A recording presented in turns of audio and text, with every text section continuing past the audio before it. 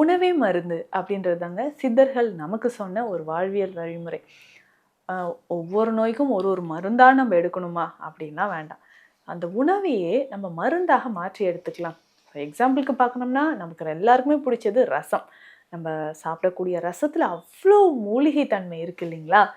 உடல்நிலை சரியில்ல, உடனே கபம் இருக்கு, காய்ச்சல் இருக்கு, ரசம் தான் வச்சு சாப்பிடுவோம். அதே மாரி தான் இன்றைக்கு நவீன காலத்துல அதிலிருந்து வந்தது தான் வெரைட்டி ஆஃப் சூப்ஸ் அப்படின்னு சொல்ற ஒரு விஷயம். ஸோ உலகம் முழுவதுமே நம்மளுடைய தமிழர்களுடைய அந்த உணவு முறை, அதில் நம்ம பயன்படுத்தக்கூடிய மூலிகைகள் எப்படிங்க இவங்க மட்டும் இவ்வளோ ஸ்ட்ராங்காக இருக்காங்க அப்படின்னு ஆராய்ச்சி பண்ணும்போது நம்மளுடைய மூலிகைகள் மருந்தாக உணவாக நம்ம எடுத்துக்கிறோம் இல்லைங்களா, அதுதாங்க சீக்ரெட். ஸோ அப்படி பார்க்கும்போது உணவே மருந்து அப்படின்னு சொல்லும்போது உடல் எடையை குறைக்கிறதுக்கு தான் இன்னைக்கு நிறைய பேர் நிறைய விஷயங்களை கேட்டுட்டு இருக்கீங்க.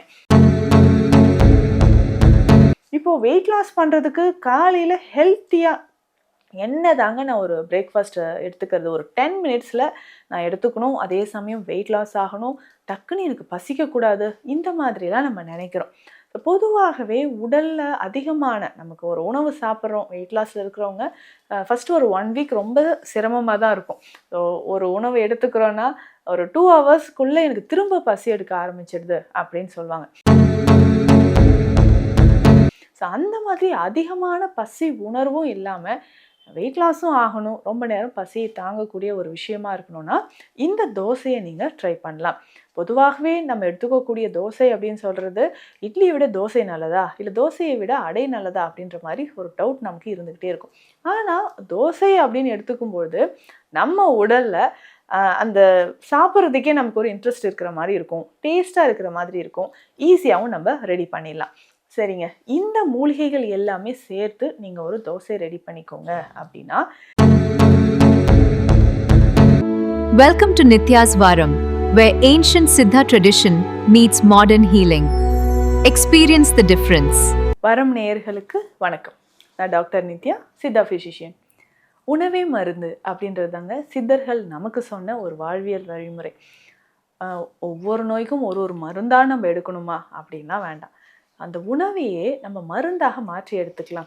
ஃபார் எக்ஸாம்பிளுக்கு பார்க்கணும்னா, நமக்கு எல்லாருக்குமே பிடிச்சது ரசம். நம்ம சாப்பிடக்கூடிய ரசத்தில் அவ்வளோ மூலிகை தன்மை இருக்குது இல்லைங்களா? உடல்நிலை சரியில்லை, உடனே கபம் இருக்குது, காய்ச்சல் இருக்குது, ரசம் தான் வச்சு சாப்பிடுவோம். அதே மாதிரி தான் இன்றைக்கு நவீன காலத்தில் அதிலிருந்து வந்தது தான் வெரைட்டி ஆஃப் சூப்ஸ் அப்படின்னு சொல்கிற ஒரு விஷயம்.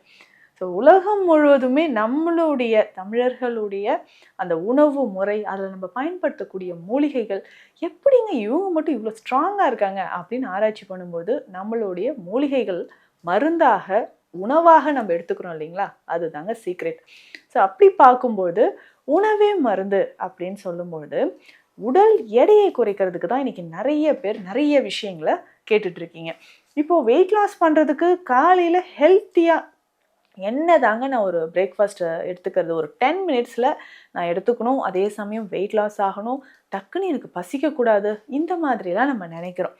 பொதுவாகவே உடலில் அதிகமான நமக்கு ஒரு உணவு சாப்பிட்றோம், வெயிட் லாஸில் இருக்கிறவங்க ஃபஸ்ட்டு ஒரு 1 வீக் ரொம்ப சிரமமாக தான் இருக்கும். ஸோ ஒரு உணவு எடுத்துக்கிறோன்னா ஒரு 2 ஹவர்ஸ்க்குள்ளே எனக்கு திரும்ப பசி எடுக்க ஆரம்பிச்சிடுது அப்படின்னு சொல்லுவாங்க. ஸோ அந்த மாதிரி அதிகமான பசி உணர்வும் இல்லாமல் வெயிட் லாஸும் ஆகணும், ரொம்ப நேரம் பசியை தாங்கக்கூடிய ஒரு விஷயமா இருக்கணும்னா இந்த தோசையை நீங்கள் ட்ரை பண்ணலாம். பொதுவாகவே நம்ம எடுத்துக்கக்கூடிய தோசை அப்படின்னு சொல்கிறது, இட்லியை விட தோசை நல்லதா இல்லை தோசையை விட அடை நல்லதா அப்படின்ற மாதிரி ஒரு டவுட் நமக்கு இருந்துக்கிட்டே இருக்கும். ஆனால் தோசை அப்படின்னு எடுத்துக்கும்போது நம்ம உடலில் அந்த சாப்பிட்றதுக்கே நமக்கு ஒரு இன்ட்ரெஸ்ட் இருக்கிற மாதிரி இருக்கும், டேஸ்ட்டாக இருக்கிற மாதிரி இருக்கும், ஈஸியாகவும் நம்ம ரெடி பண்ணிடலாம். சரிங்க, இந்த மூலிகைகள் எல்லாமே சேர்த்து நீங்கள் ஒரு தோசை ரெடி பண்ணிக்கோங்க அப்படின்னா எந்த மாதிரி அப்படி ரொம்ப சிம்பிளாக காலையில் பிரேக்ஃபாஸ்ட் என்ன எடுக்கலாம், அதுவும் ஸ்பெஷலாக வெயிட் லாஸ்க்கு என்ன எடுக்கலாம் அப்படின்றத பார்க்கலாம். ஸோ நைட்டு இதெல்லாம் கொஞ்சம் கொஞ்சம் உங்களுக்கு ஒருத்தருக்கு தேவையான அளவுக்கு நீங்கள் எடுத்து தண்ணீரில் ஊற வச்சுக்கோங்க. காலையில் நம்ம தோசையாக எடுத்துக்கலாம். ஸோ இதில் மெயினாக நம்ம எடுத்துக்கக்கூடியது பச்சை பயிறு. ஸோ பச்சை பயிறு அப்படின்னு சொல்கிறது ஒரு கப் இருக்குன்னா பாதி கப் அந்த அளவுக்கு நீங்கள் பச்சை பயிறு எடுத்துக்கோங்க. ஸோ உங்களுக்கு எந்த அளவுக்கு தேவையோ அந்த அளவுக்கு. பட் இப்போ நான் சொல்கிறது எல்லாமே சம அளவுக்கு நீங்கள் எடுத்துக்கலாம். ஸோ ஒரு பாதி கப் அளவுக்கு பச்சை பயிறு, அந்த பாதி கப் அளவில் இன்னும் பாதி, அப்போது 1/4 கப் அளவுக்கு கருப்பு கொண்டை கடலை, ஸோ இது ரெண்டுமே எடுத்து நைட்டு தண்ணியில் நல்லா ஊற வச்சுணுங்க. அதே மாதிரி 1/4 கப் அளவுக்கு எப்படி நம்ம கொண்டைக்கடலை எடுத்தோமோ அதே அளவுக்கு கருப்பு உளுந்தும் நீங்கள் எடுத்துக்கணும். அதே மாதிரி பாதி கப் அளவுக்கு பச்சை பயிறு எவ்வளோ அளவு எடுத்தோமோ அந்த அளவுக்கு இதில் நீங்கள் ஏதாவது ஒரு ரைஸ், கருப்பு கவுனி அரிசியோ இல்லை ரெட் ரைஸோ இல்லை மாப்பிள்ளை சம்பா அரிசியோ, இது எல்லாமே நீங்கள் ஏதாவது ஒன்று பாதி கப் அளவுக்கு இதில் சேர்த்துக்கலாம். ஸோ இரவு இதை அப்படியே நல்லா ஊறட்டோங்க. காலையில் இதை உங்களுக்கு தோசை மாவு பதத்தில் அரைச்சி எடுத்துக்கோங்க. இல்லைங்க இதில் இன்னும் எனக்கு கொஞ்சம் ஸ்பைஸியாக வேணும்னா நீங்கள் மிளகாய் சேர்த்துக்கலாம், இல்லை பூண்டு சேர்த்து ஒரு சிலர் அரைப்பீங்க, சீரகம் சேர்த்துக்கலாம், இல்லைன்னா சோம்பு கூட சேர்த்துக்கலாம். ஸோ அந்த ஃப்ளேவருக்கு இது நல்லாவே இருக்கும். ஸோ ஏதாவது ஒன்று இதனோட சேர்த்துக்கோங்க, சேர்த்து அரைச்சி எடுத்துக்கோங்க. ஸோ அரைச்சி எடுத்து தான் இதை நம்ம தோசையாக ரெடி பண்ண போகிறோம். ஸோ இந்த தோசை காலையிலே ஒரு சிலருக்கு இல்லைங்க இது கொஞ்சம் இன்னும் திக்காக நான் ரெடி பண்ணிவிட்டு இதில் கொஞ்சம் வெஜிடபிள்ஸ், ஆனியன்லாம் சேர்த்து அடை மாதிரி சாப்பிட்லாமா? தாராளமாக நீங்கள் சாப்பிட்லாம்.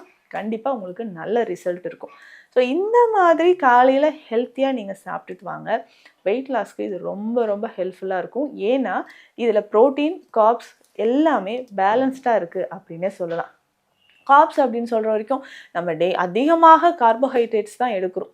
இந்த கார்போஹைட்ரேட்ஸ் அதிகமாக எடுக்க நம்ம உடல்லையும் பார்த்திங்கன்னா இந்த தேவையில்லாத அந்த எக்ஸ்ட்ராவாக இருக்கக்கூடிய கேலரிஸ் எல்லாமே அங்கங்கே தேங்க ஆரம்பிச்சிடும். அதாவது இந்த குளுக்கோஸ் தாங்க சொல்கிறோம்.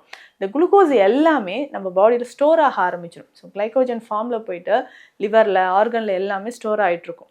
ஸோ இது அகெயின் நமக்கு எனர்ஜியாக கன்வெர்ட் ஆகணும்னா குளுக்கோஸாக மாறி எனர்ஜியாக கன்வெர்ட் ஆகிறதுக்கு நம்மளுடைய ஃபிசிக்கல் ஆக்டிவிட்டீஸ்ன்றது ரொம்ப ரொம்ப முக்கியம். அப்போது வெயிட் லாஸில் இருக்கிறவங்க எந்த அளவுக்கு நீங்கள் கார்போஹைட்ரேட்ஸை குறைக்கிறீங்களோ அந்த அளவுக்கு ஈஸியாக நம்ம வெயிட் லாஸ் பண்ணிக்கலாம். ஸோ அதுக்கு தான் நம்ம பேலன்ஸ்டாக இதில் ப்ரோட்டீனும் சேர்த்து எடுக்கிறோம், அதே மாதிரி கார்ப்ஸும் இதில் ஆட் பண்ணியிருக்கிறோம். உங்களுக்கு தேவையான ஃப்ளேவர்ஸ் என்னவோ அதை ஆட் பண்ணி காலையில் ஒரு 2லிருந்து 3 தோசைகள் வரைக்கும் எடுத்துக்கலாம். ஸோ சைட் டிஷ்ஷாக நான் என்ன எடுத்துக்கிறது அப்படின்னு கேட்டிங்கன்னா, ஸோ தேங்காய் சட்னியோ இல்லை வெங்காயமோ இல்லை தக்காளி சேர்ந்த சட்னியோ அதிகமான எண்ணெய் இல்லாததாக எடுத்துக்கோங்க. ஸோ இப்படி நீங்கள் எடுத்துக்கிட்டே வரும்பொழுது ஸோ இதில் நம்ம பச்சை பயிருக்கு பதிலாக இன்னொரு நாள் கொள்ளு கூட ஆட் பண்ணிக்கலாம். ஸோ ஒரு நாள் நம்ம ஒரு மாற்றி நீங்கள் என்ன தேவையோ அந்த மாதிரி பயிர் வகைகளை சேஞ்ச் பண்ணி எடுத்துக்கோங்க. ஸோ அப்படி காலையிலே நம்ம இந்த தோசை வகையை எடுக்கும்போது சீக்கிரம் இது பசி எடுத்துருமா? கண்டிப்பாக கிடையாது. கொஞ்சம் நேரம் ஆகுங்க பசி எடுக்கிறதுக்கு. நீங்கள் காலைல சாப்பிட்டு போனீங்கன்னா ஒரு 3 to 4 ஹவர்ஸ்க்கு இது உங்களுக்கு எந்த வகையான டிஸ்டர்பும் பண்ணாது. நல்லாவே உங்களுக்கு பசியை தாங்கக்கூடியது. மெயினாக உடல் எடை குறைக்கிறதுக்கு மட்டும் இல்லை, சுகர் லெவல். ஸோ உங்களுடைய சுகர் லெவலை குறைக்கிறதுக்கு இது ரொம்ப ரொம்ப முக்கியமான ஒரு விஷயமா இருக்குது. ஸோ தாராளமாக இதை நீங்கள் எடுத்துக்கலாம். ஸோ இன்னொரு முக்கியமான விஷயம், காலை நேரத்தில் கண்டிப்பாக ஃபிசிக்கல் எக்ஸசைஸ் ரொம்ப முக்கியம். ஸோ உடல் எடை குறைக்கணும்னு நம்ம முடிவு பண்ணிட்டோம்னா ஸோ ஃபிசிக்கல் எக்ஸசைஸ் ரொம்ப ரொம்ப முக்கியம். ஸோ நம்ம உடலில் இருக்கக்கூடிய அந்த தேவையில்லாத கழிவுகள் எல்லாமே வெளியேறணும் அப்படின்னு சொன்னால் எக்ஸசைஸ் பண்ணுறது தாங்க. ஸோ முக்கியமாக வெயிட் லாஸ் பண்ணணும், இந்த ஃபேட்டி லிவர் ப்ராப்ளம் இருந்துக்கிட்டே இருக்கும். ஸோ இந்த ஃபேட்டி லிவர் குறையணும்னா இந்த மாதிரி தானியங்களை, நம்ம மூலிகைகளை சேர்த்து அதை தோசையாகவோ இல்லை உணவில் அடிக்கடி சேர்த்துட்டு அதே உணவாக எடுக்கும்பொழுது நமக்கு நல்ல ரிசல்ட் கிடைக்கும். அதே மாதிரி சில வகையான மூலிகைகளும் மருந்துகளும் நீங்கள் எடுத்துக்கலாம். அதுக்கு ஸ்பெஷலாக பார்த்தீங்கன்னா நெல்லிக்கற்பம். நெல்லிக்கற்பம் அப்படின்னு சொல்கிறது நம்ம உடலில் இருக்கக்கூடிய அந்த தேவையில்லாத கழிவுகளை வெளியேற்றும். விசரல் ஃபேட் அப்படின்னு சொல்கிறோம் இல்லைங்களா, இந்த ஃபேட்டி லிவர் எல்லாமே குறையணும்னா தாராளமாக நீங்கள் இதனோடு சேர்த்து நெல்லிக்கற்பமும் எடுத்துக்கலாம். ஸோ நெல்லிக்கற்பம் எப்படின்னா, உணவுக்கு முன் 1/2 டீஸ்பூன் எடுத்து தேன் விட்டு கலந்து எடுத்துக்கலாம், இல்லைனா வெந்நீரில் கலந்து எடுக்கலாம். ஸோ இந்த மாதிரி நீங்கள் எடுத்துக்கும்பொழுது காலையிலும் இரவும் 2 வேளை நெல்லிக்கற்பம் எடுக்கும்போது உங்களுக்கு பெஸ்ட்டாக ரிசல்ட் இருக்கும். அப்போ 1 மாதத்துக்கு 2லிருந்து 3 கிலோ வரைக்கும் நல்லாவே குறைக்கலாம். வெயிட் லாஸ்க்கு நம்ம கொடுக்கக்கூடிய மெடிசன்ஸ் எல்லாமே பார்த்திங்கன்னா உடல் எடையை கம்ப்ளீட்டாக நமக்கு நல்லாவே குறைச்சிடும். ஸோ ஒரு மாதமும் ஒரு 2லிருந்து 3 கிலோ குறையிறதுக்கு இந்த மருந்துகளோடு சேர்த்து இந்த உணவு முறையும் ஃபாலோ பண்ணிக்கோங்க. இது தொடர்பான மருத்துவ ஆலோசனைகள் தேவைப்பட்டால் ஸ்க்ரீனில் இருக்கிற நம்பருக்கு கால் பண்ணுங்கள். நன்றி. Welcome to Nitya's Varam, where ancient Siddha tradition meets modern healing. Experience the difference.